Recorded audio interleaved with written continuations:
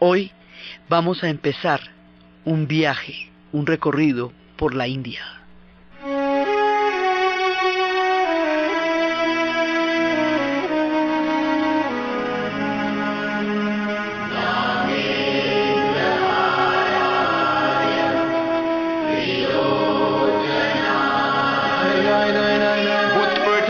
From within, that fights against all sin.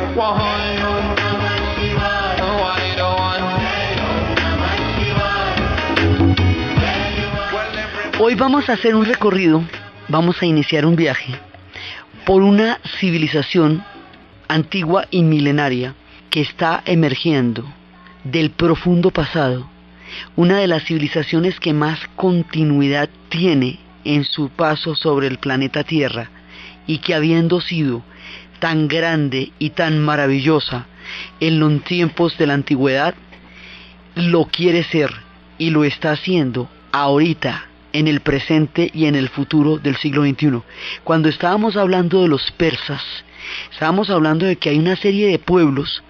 que reclaman su presencia en el futuro, como fue su grandeza en el pasado. Este es el caso de Irán, es el caso de China y es el caso de India. Pueblos gigantescos que pisan duro, que miran de frente la historia, con la fuerza que les da ser tan antiguos y tan portadores de civilización, de espiritualidad, de historias, de creencias, de sabiduría, de legados de tan gran calado en nuestra tierra. La India hoy día es absolutamente frenética. Tiene 1.030 millones de habitantes. Esa India en este momento está en elecciones. Son 700 millones de votantes que van a estar sufragando durante 5 semanas. Que para poder cubrir periodísticamente estas elecciones, la BBC contrató un tren que le está dando la vuelta a la India y que va a recorrer 18.000 kilómetros cuadrados para poder cubrir en un mes las elecciones que ellos están haciendo. Todo en ellos es monumental. Las calles están llenas de una pujanza impresionante, se siente el ritmo de la modernidad, se siente la fuerza de su decisión a futuro y se siente el mundo absolutamente milenario que hay detrás. Y todos los tiempos están coexistiendo simultáneamente porque nada es pasado, todo es presente y están en el camino del futuro.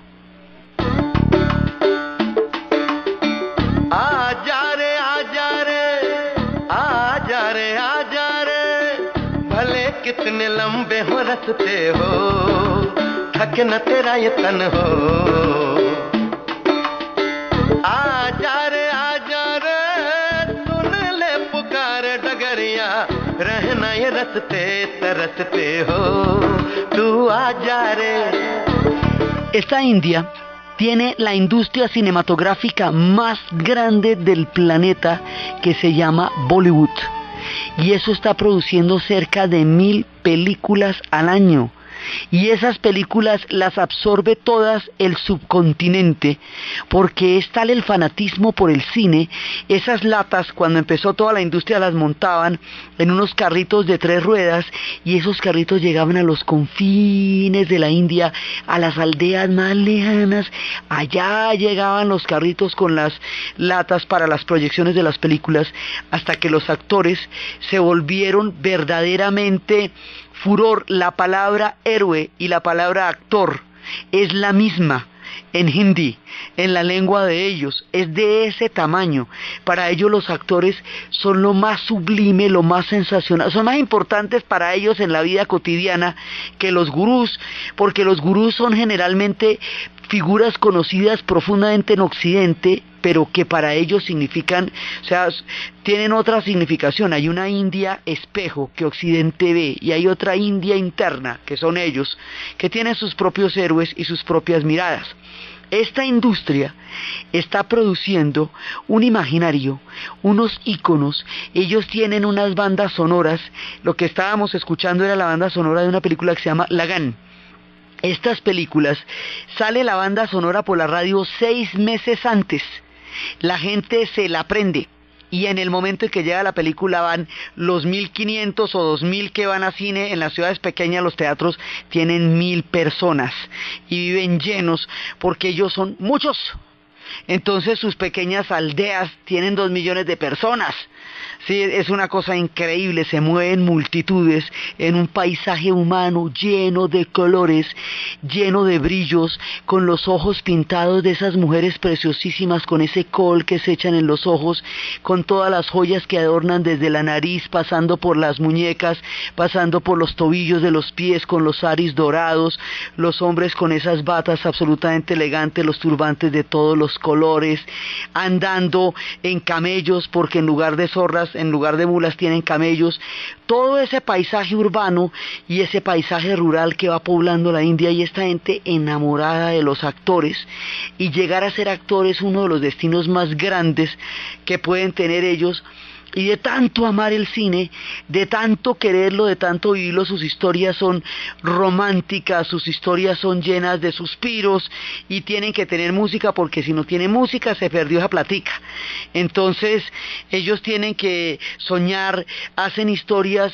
fuertes, hacen historias dulces, hacen historias agridulces como la boda,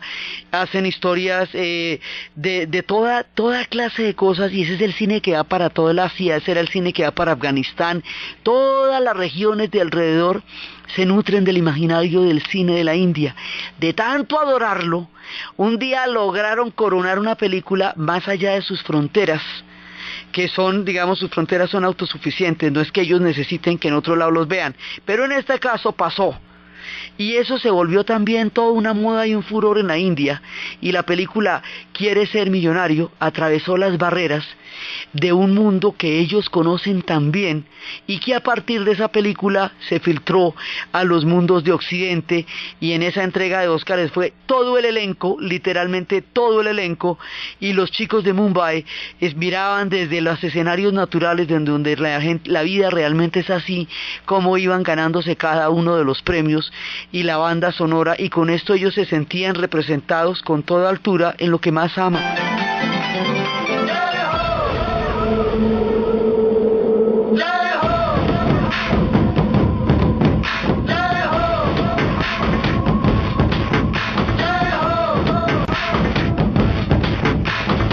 आजा आजा जिंद शामी आने के तले, आजा जरी वाले नीले आसमाने के तले।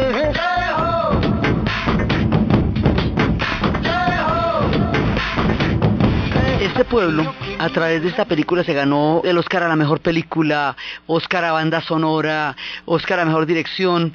porque ese fue el mismo director de Trainspotting, y con esto, digamos, el mundo se entera de la punta de un iceberg, que es toda la gigantesca producción cinematográfica de la India y todo lo que ellos están creando a nivel de sus imaginarios y los imaginarios que el mundo va a ver de ellos. Entonces, hay una India que está cambiando,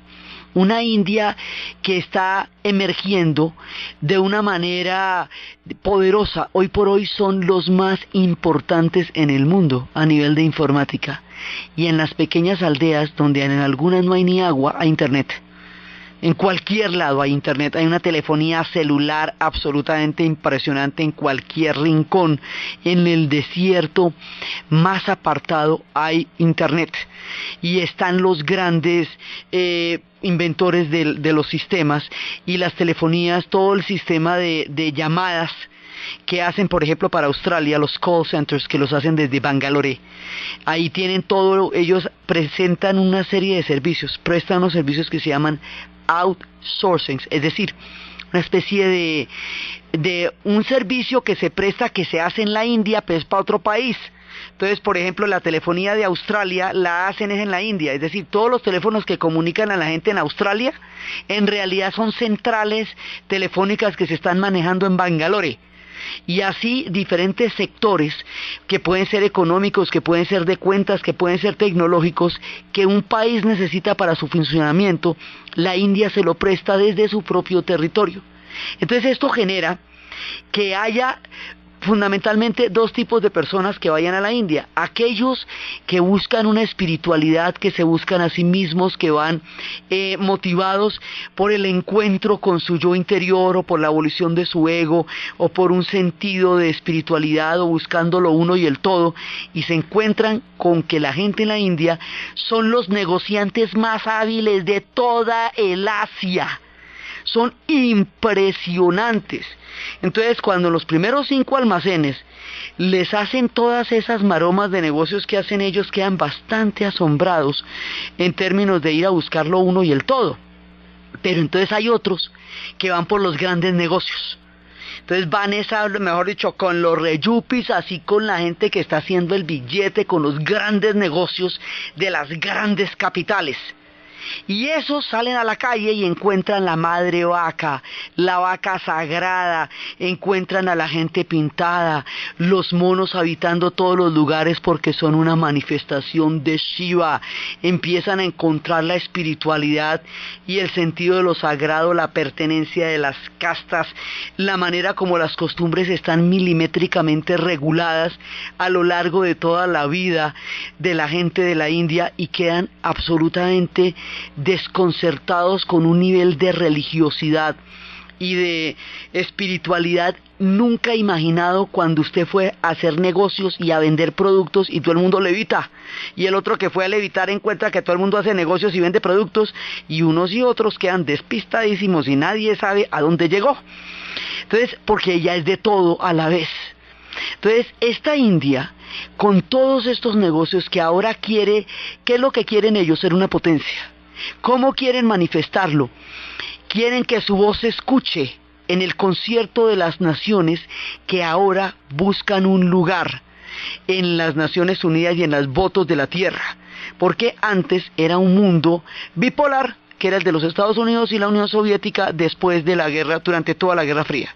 Luego viene un mundo unipolar, que es un tiempo que le toca a los Estados Unidos cuando la Unión Soviética ha caído y los demás grupos o bloques históricos aún no se han consolidado.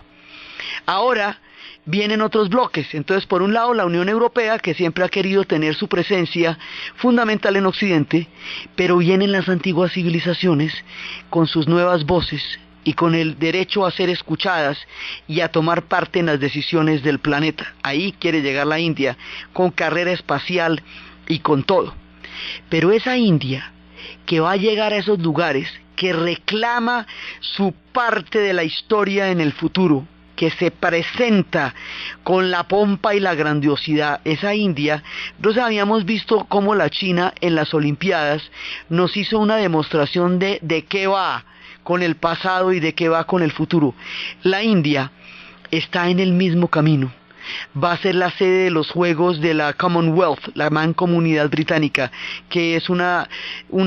digamos, un conglomerado que mantiene relaciones económicas con todos aquellos países que formaron parte del Imperio Británico, que durante mucho tiempo era la mitad de la faz de la Tierra. Es ahí donde la India quiere demostrar su sentido de grandiosidad y su plan de potencia. Entonces, esta India, llena de negocios, llena de juventud, llena de búsquedas de sus propias formas a partir de sus contactos con Occidente, esta India globalizada, esta India donde van a ser la primera generación de chicos que van a conocer al mismo tiempo la globalización y la pertenencia. Que eso es un dato que no lo tiene casi nadie, porque normalmente los que se globalizan dejan de pertenecer. Y esta gente pertenece desde el principio de los tiempos. Esta India tiene un pasado que la define en su presente y en su futuro, y sin él no podemos entender absolutamente nada de este pujante plan de figuración en el presente y en el futuro de la humanidad.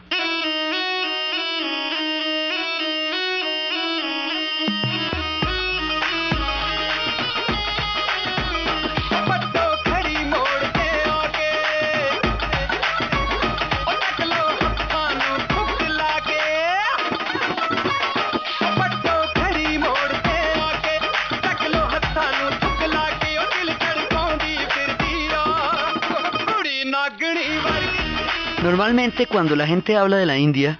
suele referirse a la pobreza, están en ello, están combatiéndola, pero no suele referirse con tanta frecuencia a la magnificencia, a los palacios tan absolutamente impresionantes, a las ciudades doradas, a las ciudades rosadas, a las ciudades azules, ciudades que se ven así desde lo lejos, antiguas fortalezas del Rayastán que conservaron los colores de la otrora gloria del tiempo de los Rajás, ciudades metidas y rodeadas en los lagos, donde el sol se oculta como las leyendas, ciudades de palacios maravillosos que de golpe dejaron de existir porque el agua sencillamente se fue de allá y dejaron intactas, ciudadelas gigantescas que tenían juegos de ajedrez y especies de triquis esculpidos en la piedra, como en Fatehpur Sikri, donde había balcones diseñados específicamente para que los rajas vieran bañarse a las doncellas, para que los mugoles vieran bañarse a las doncellas en pequeñas tinas que quedaban enfrente del balcón, lugares donde corrían aguas bañadas de jazmines para refrescar el verano de los cálidos tiempos cuando llegaron allá los rajas, cuando crearon los grandes reinos y más adelante llegaron los mugoles. Ciudades que conocieron antiguos esplendores, formas increíbles de sabiduría, fastuosidad en ámbar, fastuosidad en espejos, donde tienen plumillas, donde está pintado el Mahabharata y el Ramayana, sus grandes epopeyas de los tiempos de los védicos, todo eso está ahí. En la India, las antiguas costumbres, las castas que definen los oficios, la vida cotidiana, la forma como la gente se casan, y los que determinan en últimas cuál es el destino de todo el mundo son los astrólogos, porque los matrimonios se hacen convenidos y escogidos por los padres, y los astrólogos son los que hacen una compatibilidad con la carta astral de la pareja para ver si dentro de las influencias de las casas en la carta astral hay algún tipo de impedimento o no lo hay para la unión duradera, cósmica y astral de la pareja, porque el matrimonio es un tema cósmico en la India y eso tiene que ver con los astros. Entonces, todo eso pasa simultáneamente, ninguna de las etapas de la India quedó atrás. De todo hay huellas, los tiempos no son lineales, conviven en un futuro frenético con un pasado milenario, todas las historias están vivas, las costumbres más antiguas, hay unos cantos, hay una tradición oral que data desde tiempos de la Edad de Bronce y que se ha mantenido intacta de una generación a otra a través de los brahmanes, y hay algunos cantos cuyo contenido y significado se han perdido en el tiempo, ni siquiera se conocen, pero se repiten una y otra vez a lo largo de los milenios, cantos que vienen del sánscrito y que permiten una continuidad con la lengua ancestral que da base a todos los idiomas fundamentales de la India. Y a través de esos cantos ellos se hacen presentes en el pasado y en el futuro, y a través de esos cantos también ellos hacen un honor y una invocación a Shiva, y esos cantos, muchos de ellos mantras, que son una manera de entrar en una repetición vocal que atrae un mundo cósmico, nos hacen sentir todo el tiempo este sonido de la India, que es en últimas un sonido sagrado.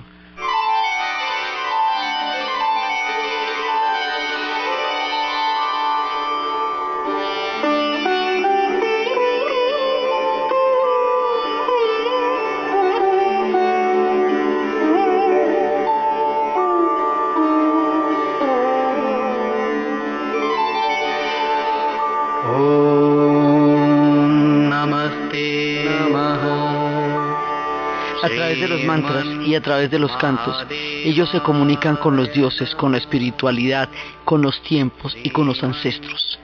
Entonces, esta India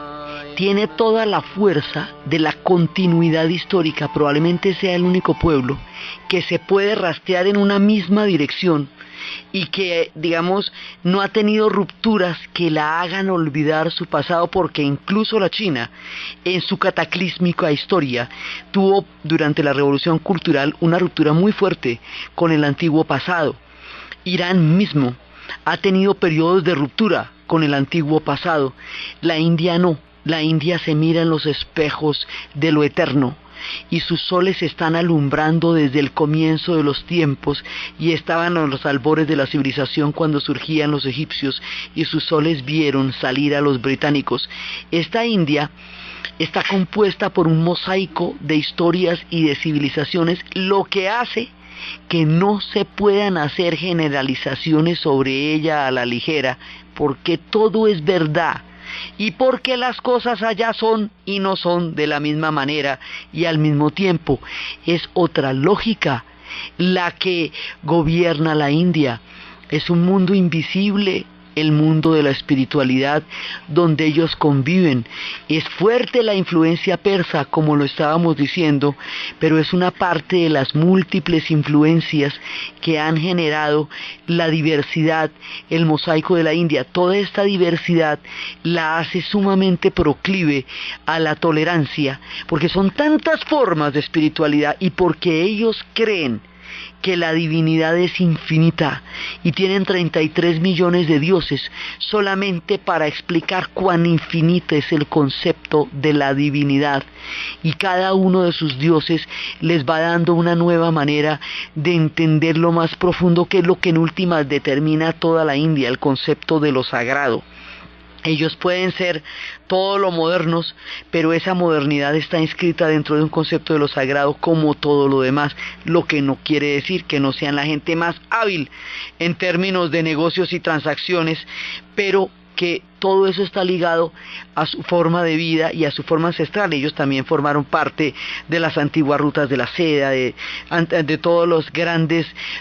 templos de mercaderes y de comercios que pasaron por allá, y hoy por hoy su inmenso comercio, todo tiene que ver con la venta de objetos maravillosos que ellos mismos producen.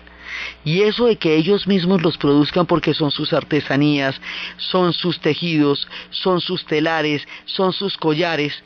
hace que ellos sean bastante autosuficientes en todas las cosas que hacen, fuera de la gran riqueza que tienen a nivel de minerales y a nivel de energía y a nivel de tantas cosas. Por eso son en este momento una potencia, y en el pasado una gran civilización. Ellos son más una cultura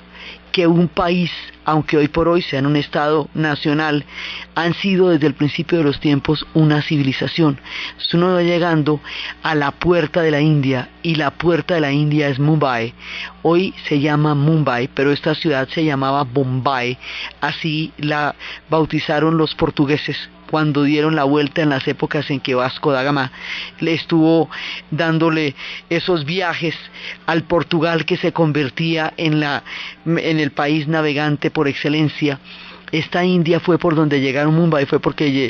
donde llegaron los británicos. Ellos rebautizaron ahora sus ciudades. Entonces esto despista, porque Bombay ahora se llama Mumbai. Eso no es tan complicado, pero es que Madras hoy se llama Chennai, y ahí sí se despista uno, y Calcuta hoy se llama Kolkata.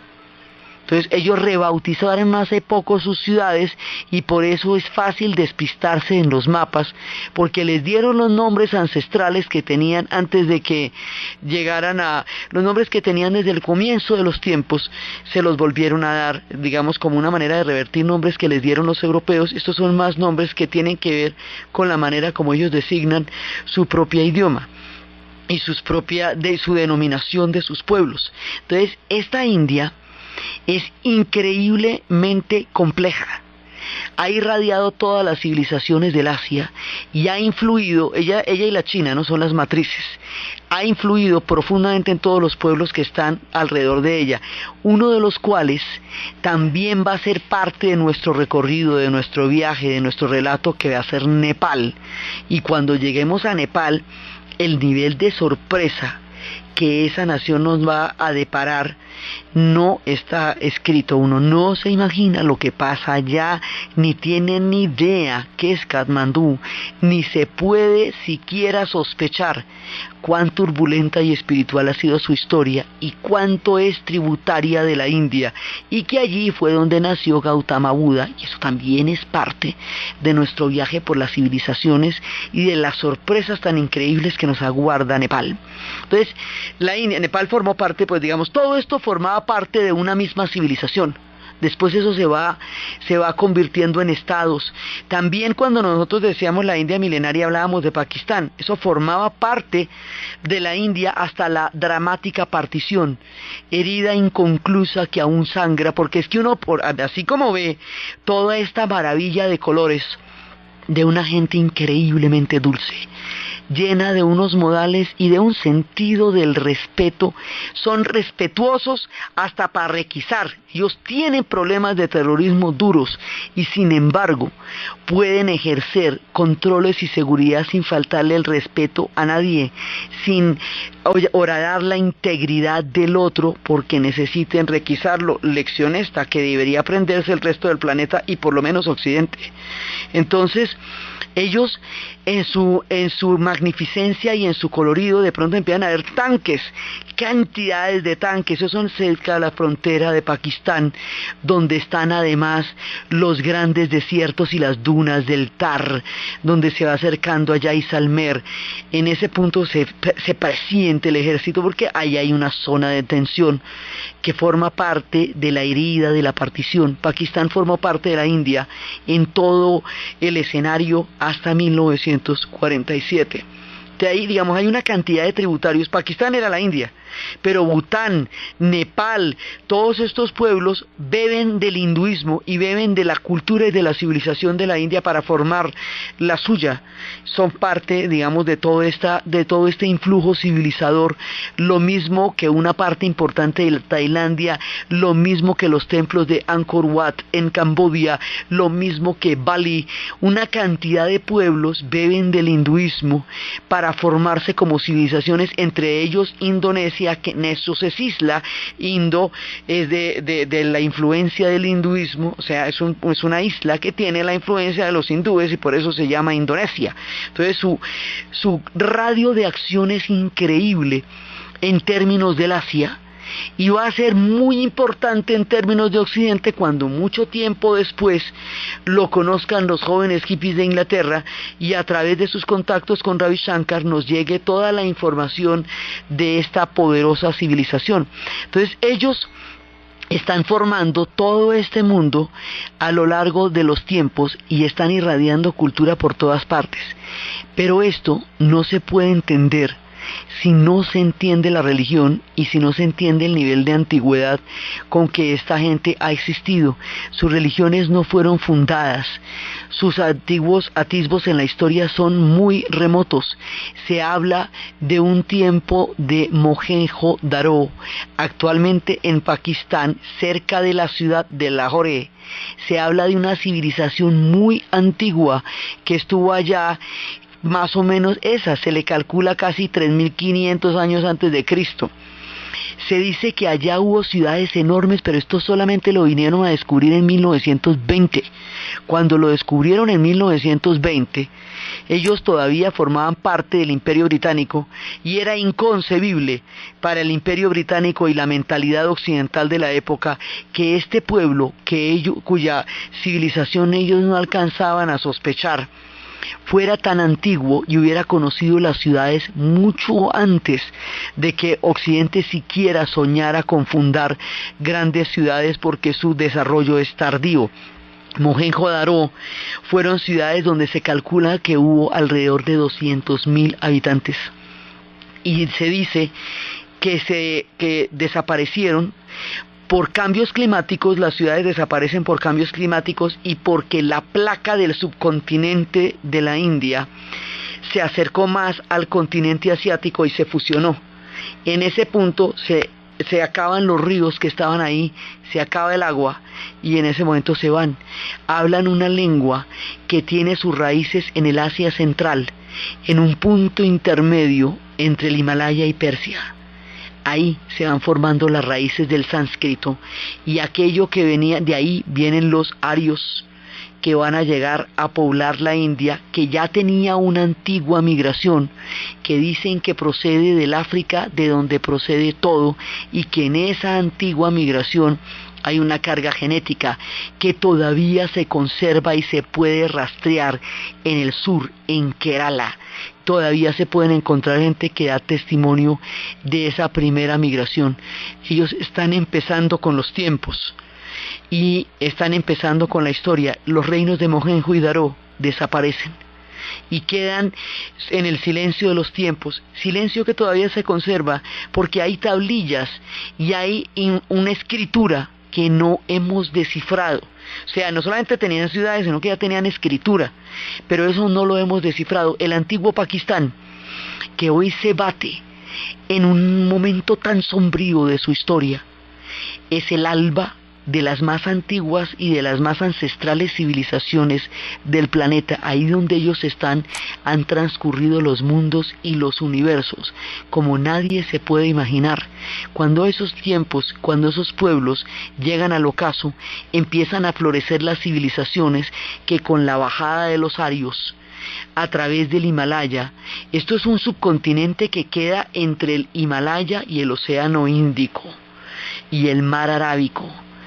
atraviesa, es una masa continental gigantesca con una diversidad absolutamente increíble, y todo lo más ancestral se encuentra presente en la tradición oral y en las costumbres.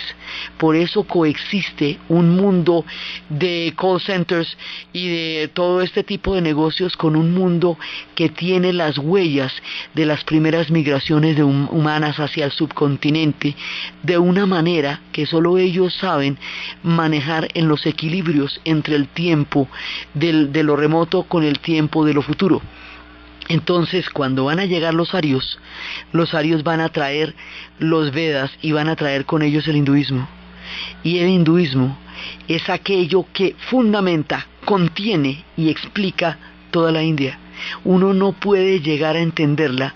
sin conocer el hinduismo, porque se lo encuentra en la primera parte del camino. Cuando se llega a Mumbai, al lado están las cuevas de Elefanta, y en las cuevas de Elefanta aparecen las historias de Shiva y los dioses, y de esa manera uno se va encontrando con todos ellos, se va encontrando con Ganesha, que abre los caminos, se va encontrando con Vishnu, que reencarna, se va encontrando con Krishna, que es una de las reencarnaciones, con los Hanuman, el dios mono, que es una manifestación. Se va encontrando en la ciudad de Mumbai, en la ciudad moderna de Mumbai, antiguas, muy antiguas ciudadelas, donde antes se hacían los crematorios, templos legendarios, frenéticos movimientos, grandes rascacielos, una bahía gigantesca llena de movimiento y llena de gente, con unas avenidas gigantescas, con unos hoteles que han vivido historias terribles, con unos atentados que hace poco hirieron el corazón de una ciudad que inmediatamente se rehabilitó. Se siente la modernidad en Mumbai, pero se siente lo ancestral, y se siente el proyecto de futuro en Delhi, pero se siente todo el tiempo el hinduismo de un pueblo que está contenido en una esfera religiosa, de un mundo espiritual e invisible que para Occidente resulta muy difícil siquiera de imaginar, por lo mismo que nos había pasado con Persia y por lo mismo que nos había pasado con Japón, porque ellos viven en mundos mucho más allá de lo visible y de lo evidente.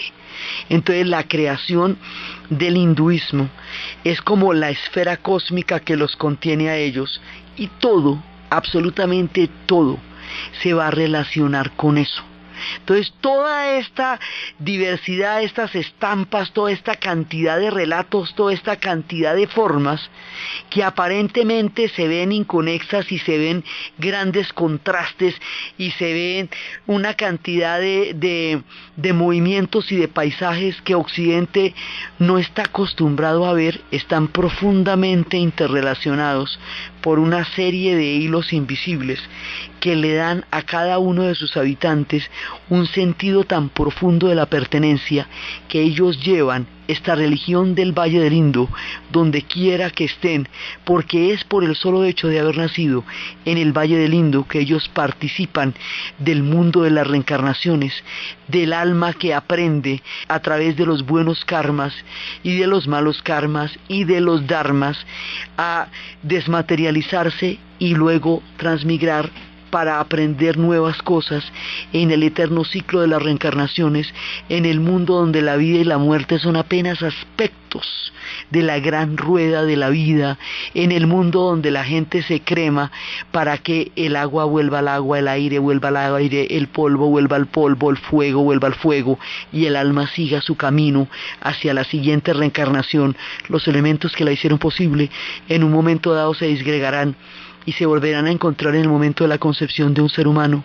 Allí donde pasan todas estas cosas,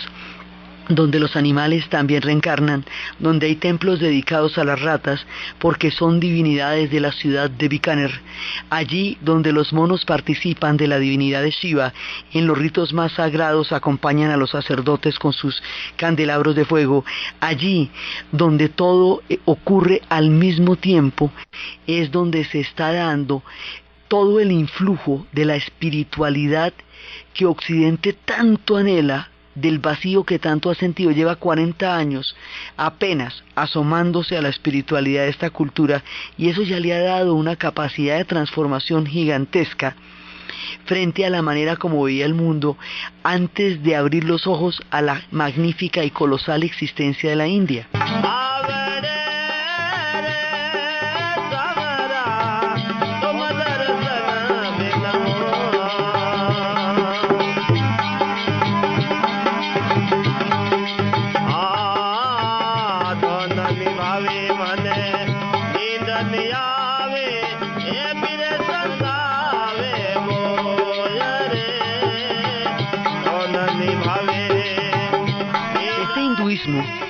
Que va a llegar con los arios, antes de eso estaban los dravídicos de la primera migración, va a llegar con los arios, y ese hinduismo no se parece a nada, no se parece a nada porque a diferencia de las otras religiones, por ejemplo las religiones como el mismo cristianismo, como el islam o como el budismo,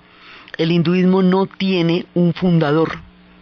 Fue creciendo gradualmente en periodos de 5000 años, absorbiendo todas las asimilaciones y las religiones y las culturas que se fueron moviendo en la India a medida que iban llegando. Entonces no tiene un libro específico como la Biblia o el Corán, pero sí tiene textos sagrados como los Vedas, como los Upanishats, como el Ramayana, como el Mahabharata, como los Puranas, como el Bhagavad Gita.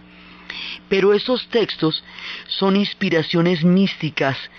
que tienen todo un lugar en el corazón, pero no son mandatos en el sentido en que las religiones del libro lo son para aquellos que participan de la manera como el texto sagrado les ilustra. Estos son otro tipo de formas, no tiene una doctrina en el sentido de un cuerpo de ideas que sea de esta manera y no pueda ser de otra. No tiene, digamos, un sistema de castigos o de premios en términos de que alguien venga a decirle a usted que se portó bien o se portó mal y entonces se salva o no se salva. Ahí no se salva a nadie porque no se trata de salvarse. Tiene un compromiso personal con el ciclo de las reencarnaciones. Tiene una estructura totalmente diferente y se ha ido forjando, lo que hace que ellos sean más que un país, una cultura. La creación de los dioses y el surgimiento de su historia están tan profundamente entrelazados que es muy difícil llegar a separar el uno del otro. Sus grandes epopeyas, por ejemplo, cuando la llegada de los arios van a tener una cantidad de disputas y en las guerras van a tener una enorme epopeya que es el Mahabharata, y eso se compuso en el primer milenio antes de Cristo y cuenta los problemas dinásticos entre la línea de los Kuru y luego entre los grupos rivales y los virtuosos del Pandava y después entre los Kauyaravara y todas las catastróficas guerras de aniquilación que siguieron después de eso, y en esto fueron participando los acontecimientos que llevaron al Señor Krishna, que es una reencarnación de Vishnu, a tomar una forma humana para prevalecer el derecho de los clanes que llegaron allá. Entonces hay una cantidad de historias, porque también está el Ramayana, están todas las historias de ellos, y el hinduismo en su complejidad con sus 3 dioses, con Brahma, el creador, con Vishnu, el conservador, con Shiva, el destructor, van a contener toda la India. Shiva, el destructor, que al mismo tiempo destruye para poder crear, y las deidades femeninas como Parvati, que es la mujer de Shiva, que también es la fuerza erótica, porque ellos son los hijos del erotismo, de la creación. Ellos son hijos de una fuerza erótica entre lo masculino y lo femenino, entre Shiva y Parvati, Shiva y Shakti, que ella tiene muchos nombres. Ella es Parvati como la esposa de él, ella es Durga como la guerrera, ella es Kali como la diosa de la muerte, pero Kali a su vez también es una fuerza de lo femenino que crea y destruye. Sus dioses son duales, se destruyen y se crean a la vez, y esta fuerza erótica tan supremamente creadora del universo, que hace que los falos, que ellos llaman lingams, sean sagrados como expresiones de la fertilidad de los dioses, quedaron plasmados de la manera más impresionante en unos templos en el centro de la India, conocidos como Khajuraho, que fueron fundados durante la dinastía de los Chandelas y que consagran a través de una increíble cantidad de esculturas eróticas escalonadas en templos de formas casi cónicas, donde el placer se ve en la piedra después de 10 siglos, durante un tiempo en que un pueblo le rindió culto a la divinidad del erotismo cósmico. Todo esto es parte de lo que vamos a ver en nuestra entrada a este colosal viaje por la India, donde nos vamos a encontrar lo espiritual, lo diverso, lo invisible, lo actual, lo fílmico, lo profundo, lo sabio, lo ancestral, en una porción de la tierra única, donde se ha forjado una civilización frente a la cual nunca cesamos de asombrarnos. Los invitamos. Entonces, desde los espacios de la gran modernidad, de la India pujante, la que quiere ser potencia, de la India ancestral, la de Shiva, Brahma y Vishnu, de la India cinematográfica, de la India que está buscando un futuro, de la India que hizo la campaña de independencia más digna que el planeta haya conocido, a través de la figura de Gandhi, a través de las historias del desprendimiento que nos enseñó el señor Jaina, y desde la belleza de Buda que ellos vieron nacer, y desde la fuerza del hinduismo, desde los espacios de todos estos lugares del espíritu y de la forma y del cosmos, en la narración de Ana Uribe, en la producción Jessy Rodríguez, y para ustedes, feliz fin de semana.